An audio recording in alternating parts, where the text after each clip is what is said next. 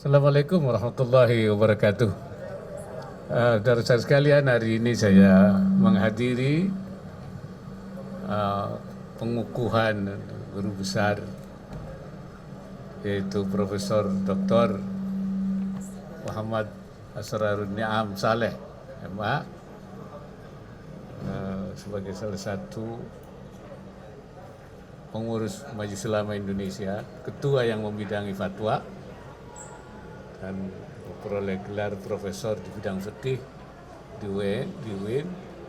Dan ini saya kira memang kita penting melahirkan ahli-ahli fikih karena banyak masalah-masalah hukum yang harus direspon.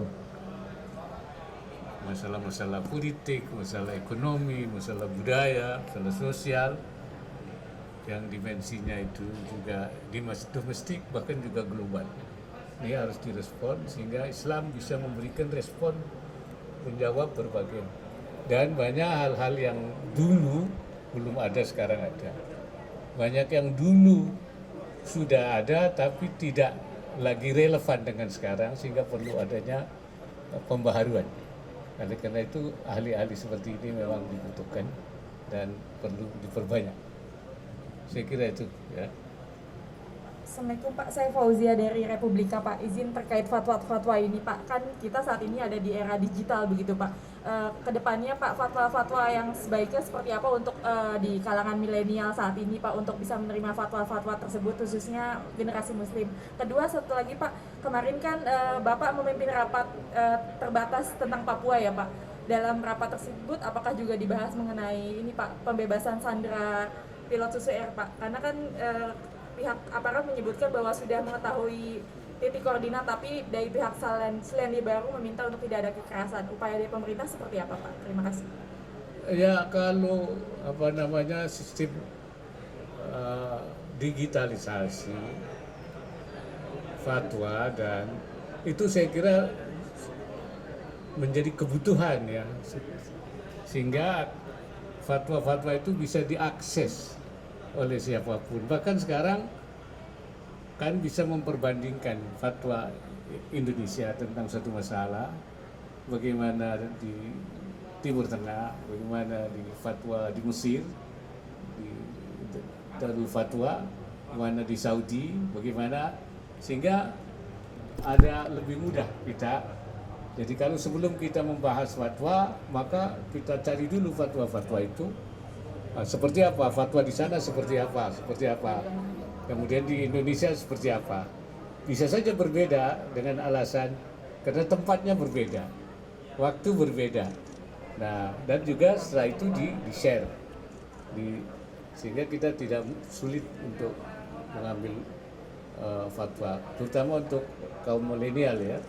Sekarang tidak perlu datang kemudian menelpon, tinggal membuka saja fatwa ini tentang ini sudah ada ya. Masalah pembebasan itu kebijakan kita, pemerintah sudah dalam rapat koordinasi kita sudah putuskan bahwa kita akan berusaha untuk membebaskan sandera dengan tentu kita menjaga keamanannya, jangan sampai menjadi korban sandera itu. Walaupun sebenarnya pasukan kita mampu dengan cepat sekali membebaskan itu. Ya, mampu, kita memiliki kekuatan untuk membebaskan itu.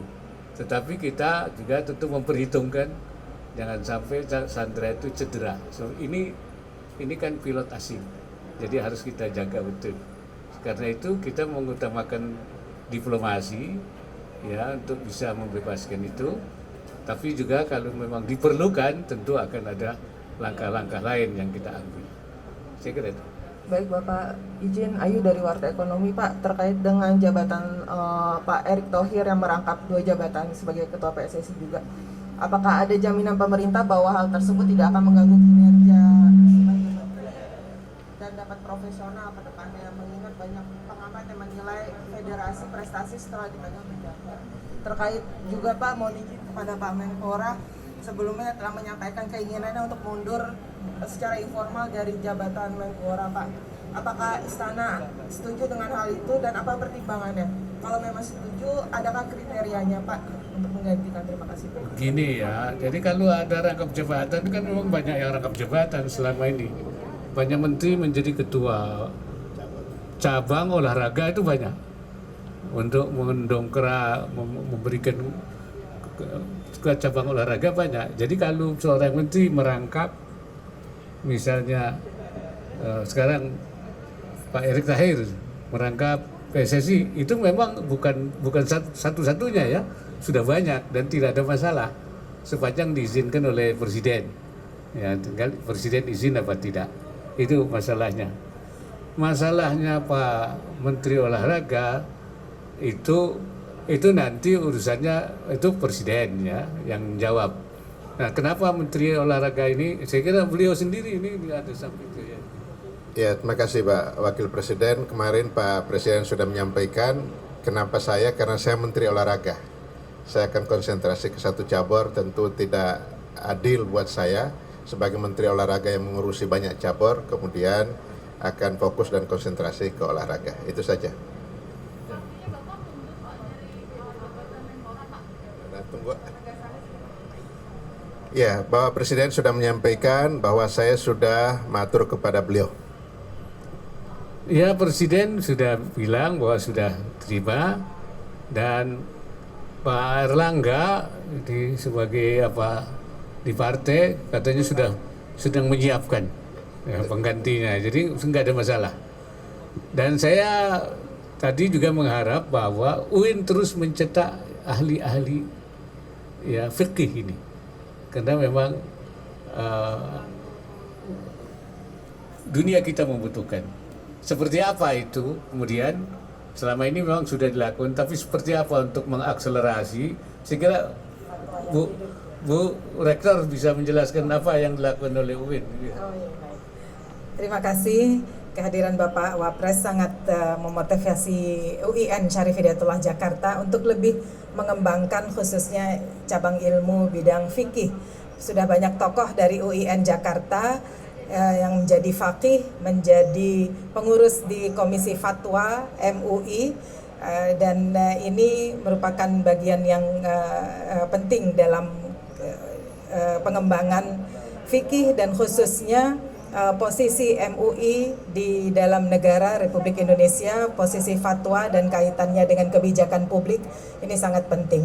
Profesor Asrorun Niam telah berkiprah lama di Komisi Fatwa dan sekarang menjadi deputi di Kementerian Pemuda dan Olahraga, menjadikannya lebih lagi menguasai permasalahan nasional dan pandangan tentang fatwa menjadi luas, menjadi visioner dan juga lebih akademik dan juga lebih punya gerakan.